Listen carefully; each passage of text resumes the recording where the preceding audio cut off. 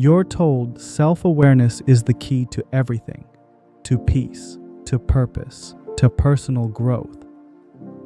But what if it also becomes a curse? What if seeing yourself too clearly becomes the very thing that keeps you stuck?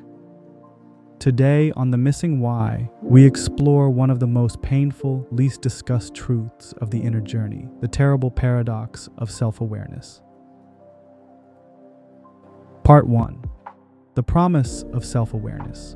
Self-awareness is marketed as a superpower, and in many ways, it is. It allows you to see patterns, identify triggers, improve relationships, make better decisions. It separates you from reactivity. It empowers reflection over reaction. But what no one tells you is, with awareness comes a cost. Part 2.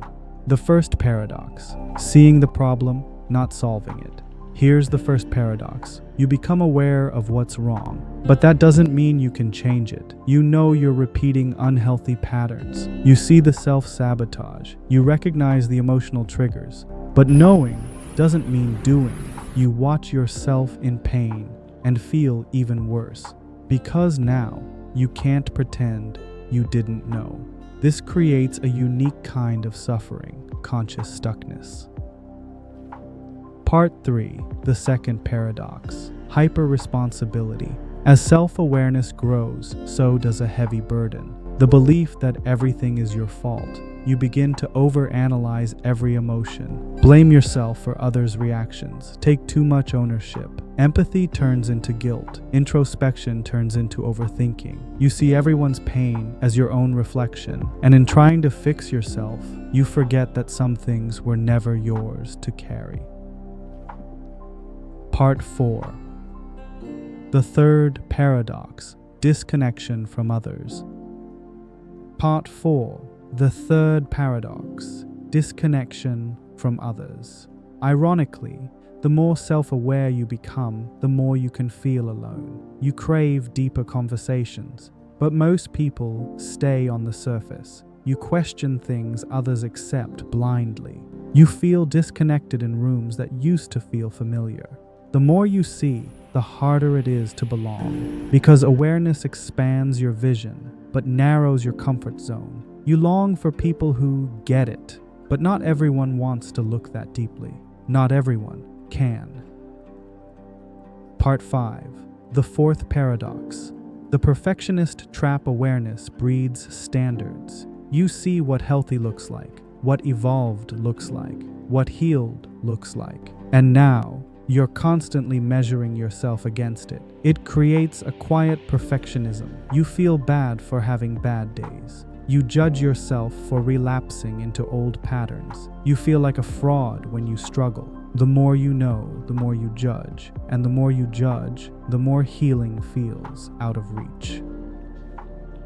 Part 6. The fifth paradox. Identity collapse. As self-awareness deepens, you start dismantling your false selves. You realize you were performing in friendships. You were people-pleasing to survive.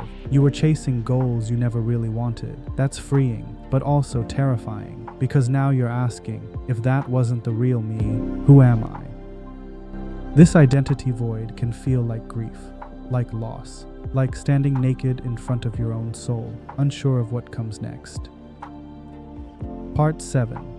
What to do with the pain of awareness. So what now? If awareness is a double-edged sword, how do we carry it? 1. Normalize the discomfort. You're not broken, you're just in the in-between. 2. Practice gentle observation.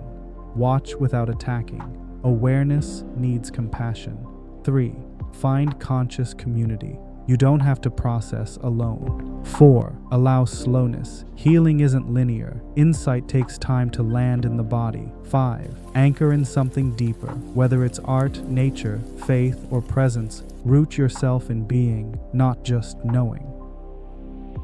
Closing thoughts. The goal of self-awareness isn't to become a perfect person, it's to become a present one, not to fix every flaw, but to live honestly with the flaws you see. Awareness is not the end, it's the threshold of healing, of depth, of wholeness. So if you feel like knowing yourself is making life harder, remember, you're not failing, you're waking up. And wakefulness, though painful, is the beginning of real peace. This is the missing why, where we speak not to who you pretend to be, but to who you're slowly uncovering beneath it all. Subscribe for more reflections on the inner journey.